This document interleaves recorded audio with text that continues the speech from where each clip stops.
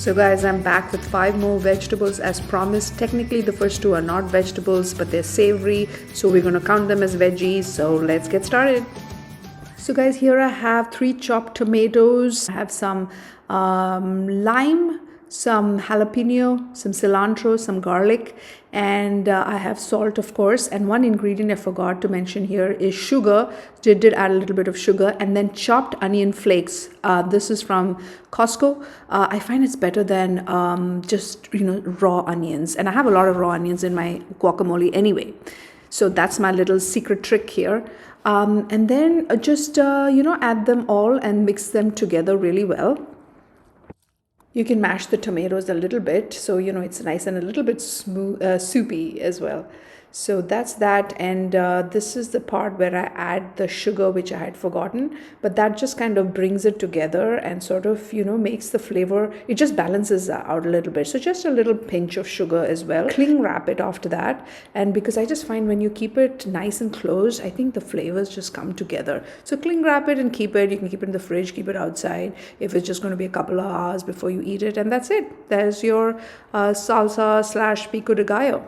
So here on my Mexican plate, a plate that I bought from Mexico, I have everything that you need to make avocado, except for tomatoes, because I already have a salsa, so I think it'll be too many tomatoes for us. So I am just making a basic one without tomatoes, but if you don't have too many tomatoes accompanying your dish, you can always add a little bit of tomatoes. So what I have here is 2 avocados, I have a little bit of cilantro, I have some onions, red onions, a little bit chopped in there, and then I have salt, I have lemon juice over here, and I have jalapenos. And this is basically all you need for a really good guacamole. And now you just mash it all up together and into a nice smooth paste.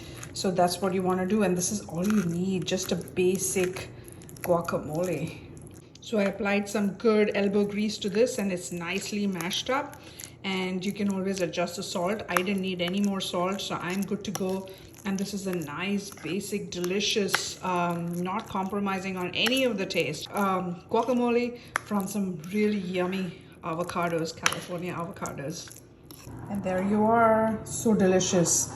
It's like the chipotle guacamole, which is so good. I'm telling you, this tastes exactly like that. So yummy, and no random ingredients in here. Very basic, very clean. I'm having a DesiCaliChech moment, guys. I'm having this guacamole as a dip for my Kerala banana chips. Oh my god, they're kind of nice. They're gluten-free, unlike tortilla. They go really well.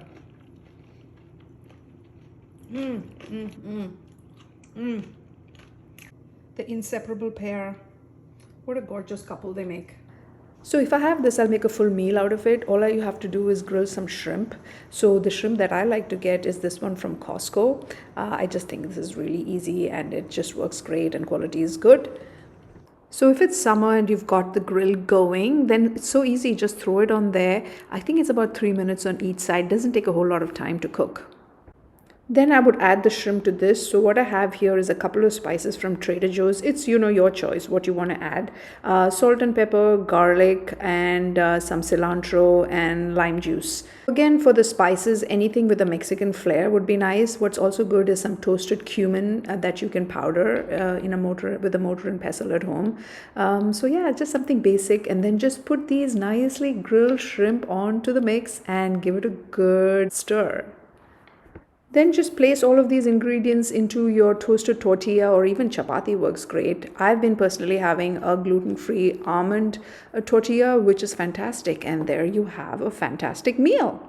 So easy. So guys, the next recipe I'm going to make is that of red bell pepper. And, after my trip to Italy, once is when I kind of picked this up, because I think Italians have it like an antipasto. This is my interpretation of it.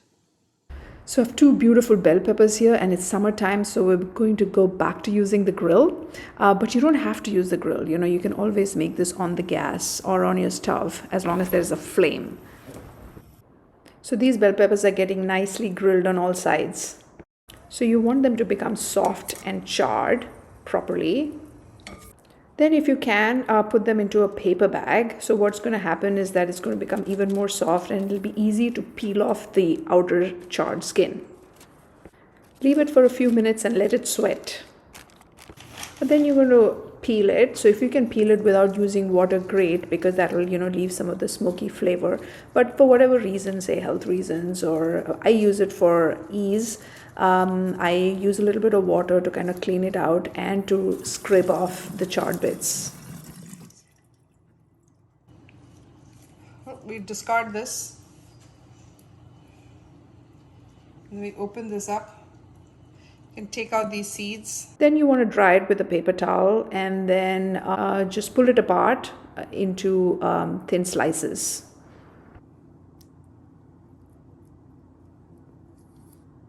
So guys, this is all that goes into it. Some good quality olive oil, some aged vinegar, salt and pepper, and 1 clove of garlic that I'm going to finely chop up.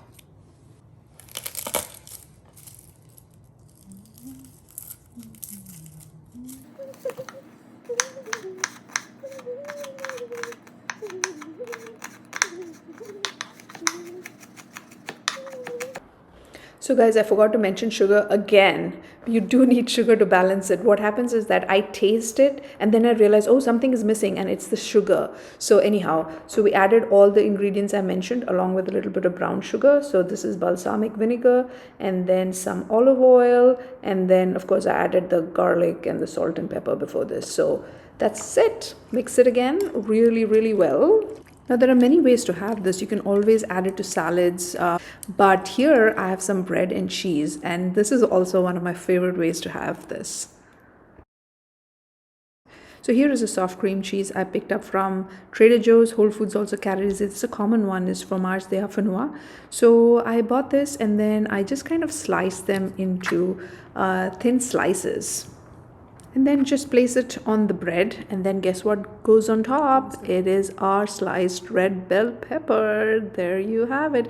And just by itself like this, to me it tastes fantastic. But if you want to make it like even more seasoned, what you can do is add some olive oil, some basil leaves and more olive oil, maybe also season with a little bit of salt and pepper if you want it. Taste test a small piece first and then serve it, and oh my god, it makes for such a great appetizer, or even a meal the way I have it, just plain. That's great too. Enjoy. Okay, now we're on to our fourth vegetable. This is an unusual one in America, at least. I know in Hindi it's called thorai, maybe pichingya in Malayalam, and in this Chinese stores it's known as Sinqua, so ridge gourd in English. And here I've peeled off the skin nicely because sometimes I think it's a little bitter. So I scraped that off. And now we have the insides. You want to probably remove these seeds. That's how I've been doing it lately, because sometimes those seeds can be a little tough. So after removing the seeds, I chopped it up. And here we have my mise en place for the dish I'm going to make. Now this dish, my daughter loves it. I think it's a little bit of an acquired taste if you're making it, the Asian style. But it's quite healthy. I like it. So, and it's a full meal because you have eggs here and you have the vegetable, and then you eat it with a little rice, you're done. So I have the chopped Sinqua, ridge gourd here. I have some ginger, some garlic, green onions. I like to cook in raw sesame oil. So this is an Indian sesame oil. So I'm just going to use this oil since I have quite a bit of it. And here I have 100% pure sesame oil. This is toasted. I will just add this towards the end just for a little bit of a toasted sesame flavor. So in goes the raw sesame oil on my hot cast iron pan. I just love cast iron pan. It's just got such an old world charm to it. So anyhow, so we've got that. When it's heated through, we first start with the egg. So we want to scramble this egg first. Once this is done, we're going to separate and keep it aside. And in the remaining oil, we'll start with the whites of the green onions first.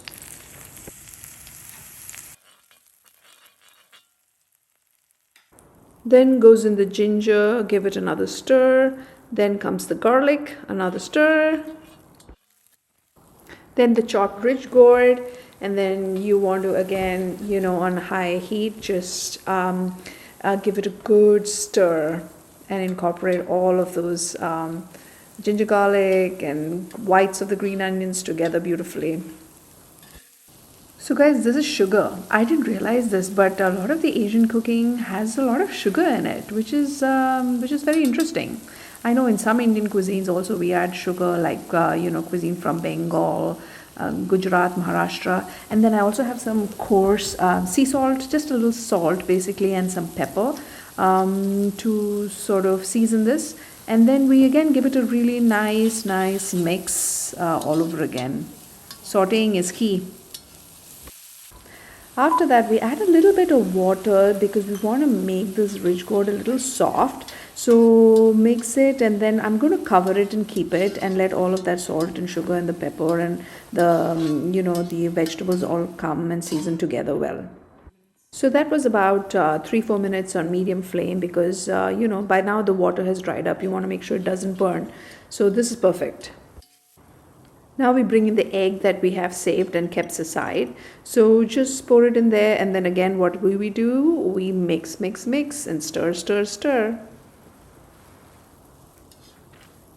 after we've stirred it to a heart's content, here I have the greens of the green onions that I'd kept aside. This is for the final step. So I put that in there, and then I'm bringing in the toasted sesame oil, just a little bit. So this gives it a little bit of that Chinese food flavor to the whole dish. So again, stir a little bit. And we're done. This dish is ready.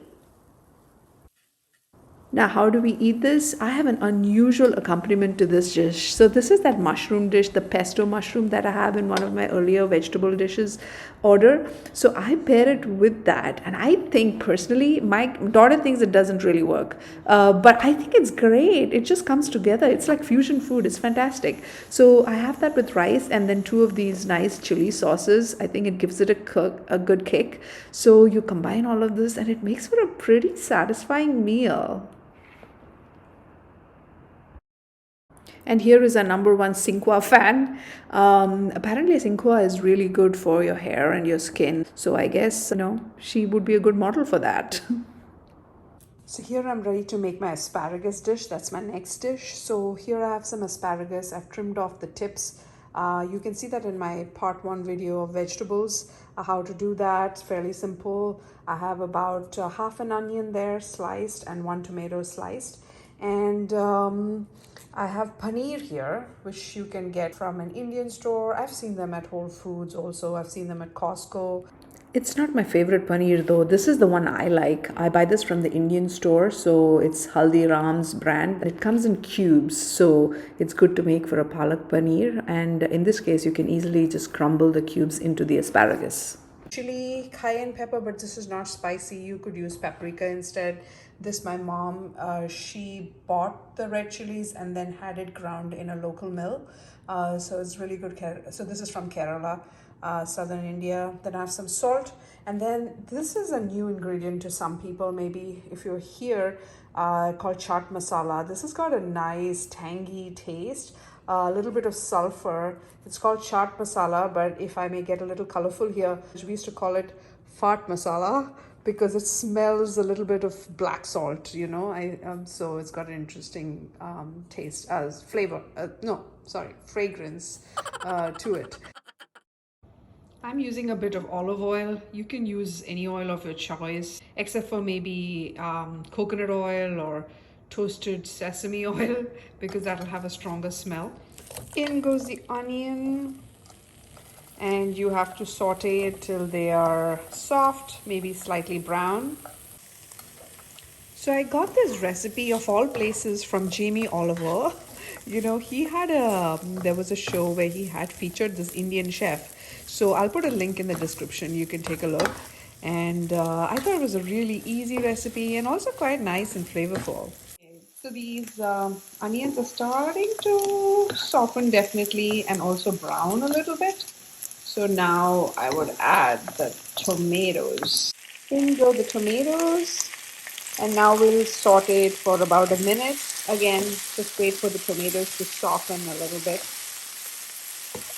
Here is where I'm going to change the recipe a little bit from what you see in the description, from that the link I will provide. I'm going to add turmeric because I'm always looking for ways to add some anti-inflammatory properties to the food. So in goes the turmeric, and to release the goodness of the turmeric, you need a little bit of pepper. So there's that. Now you want to make sure that you add this turmeric at this stage, because otherwise if you add it with the rest of the spices later, there's a chance that the turmeric may leave a raw taste and you don't want it. So you just kind of, fry it in the little bit of oil that there is and cook it a little. In fact, I was thinking I should also add some cumin at the start, but maybe I'll do that next time. So yeah, different ways to kind of just play around with the recipes that you have at hand. Quite sure the turmeric is cooked. So now I'm going to add the asparagus and give it a good stir. The shape of the asparagus kind of a little tricky to deal with, but it's doable. I guess you could even cut it in half and make it easier. Okay, that's well sauteed. Now I'm going to add about half of a quarter cup and eighth of a cup of water, just so that it can sit and steam there a little bit, so it doesn't dry up. Let it cook covered for about 5 minutes. So the chef uses a lot of paneer, more than like half of this block that I have. But for me, I think a quarter of this is more than enough. Meanwhile, I have the spices that go into it. There's the chaat masala, a teaspoon, and about a half teaspoon of the chili powder. You can use Kashmiri red chilies.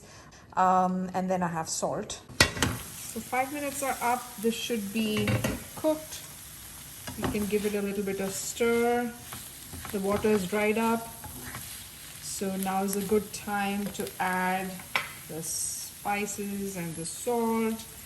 And also, here I took a quarter of the paneer and we can crumble this into it. So since I had gone down the rabbit hole of adding more spices by adding my turmeric, I realized that, it had already become so robust that I needed to balance it out. So I added some lemon juice and then also some cilantro. And this is after I turned off the flame. If you don't enjoy very strong flavors, then I recommend just following the recipe in the link that I'm going to provide, because this gets a little strong, I thought. But, this is a great variation as well. And there it is, our final dish, asparagus and paneer. And that's what I got for you today, and I will see you in the next video. Bye-bye.